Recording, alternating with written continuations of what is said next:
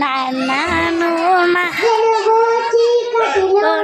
తోడై నిలిచేనా వసిలేసావా నన్ను ఎడబాటున కదిరే వేదనలో తోడై సిగాలేనే ఇంకా ఎడబాటున ఎంతో దిగులే నవ్వుతూ నన్నే పెంచాను